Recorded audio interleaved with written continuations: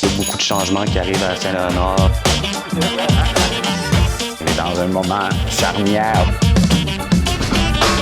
Un projet de métro, c'est quelque chose d'intéressant.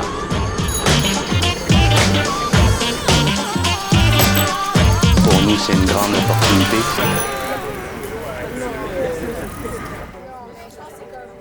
Moi, c'est Simon, je suis de Transition en commun. Transition en commun, c'est une alliance entre des groupes citoyens, la société civile et des institutions comme la Ville de Montréal.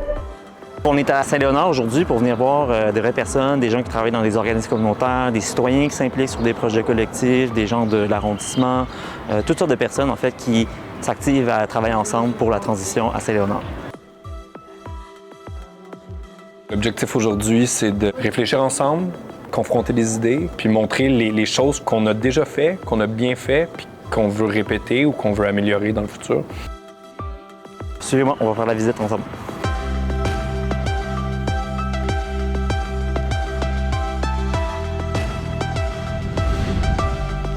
On a repensé la bibliothèque pour en faire un véritable tiers-lieu, un espace vivant qui rassemble différentes initiatives, qui rassemble la communauté, où on peut co-créer ensemble différents projets.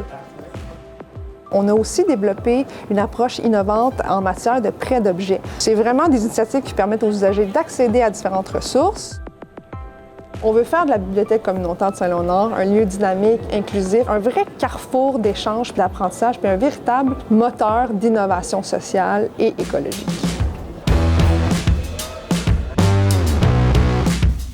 On a un peu un enjeu interculturel et intergénérationnel à Saint-Léonard. Et à l'espace citoyen, on organise souvent des activités.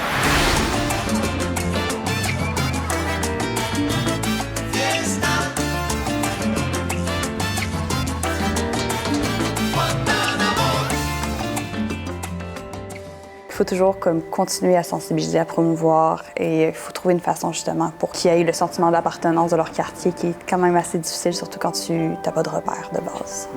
Alors, ça a commencé avec 4 ou 5 citoyens. Le groupe, c'était...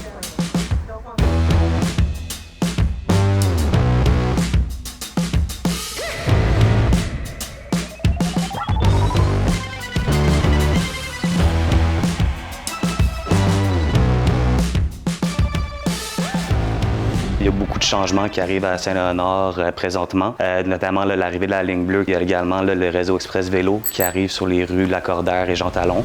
C'est vraiment pour le quartier de Saint-Léonard une ouverture qui s'opère sur le reste de la ville de Montréal. Pour nous, c'est vraiment une grande opportunité à saisir, mais plus particulièrement, c'est faire attention aux populations vulnérables, celles qui pourraient être déplacées par ce genre de projet-là. Un projet de métro, c'est quelque chose d'intéressant. Tu veux que ça ait un impact réel, tu dois t'en servir comme d'un levier. On est dans un moment charnière pour la rue Jean Talon Est. Ça fait une vingtaine d'années que tout le monde dit, tout le monde sait qu'elle doit être réaménagée, refaite. Bien là, on doit concrétiser ça et le faire pour la population du quartier. Vous voyez qu'elle a beaucoup de potentiel, mais c'est un potentiel qui n'est pas développé. On a une population d'immigration récente. On veut que ces gens-là contribuent à développer la rue pour qu'ils aient envie de s'y retrouver, de rencontrer les gens. Merci d'avoir été avec nous. Si vous voulez en savoir plus, on a publié un carnet dédié sur Praxis. Vous allez y retrouver le récit de la visite en détail, des outils aussi qui ont été partagés. On vous prépare une vidéo sur la visite qui a lieu à Pointe-Saint-Charles cet automne. On vous invite à la dernière visite de l'année à Côte-des-Neiges le 19 novembre prochain. À bientôt!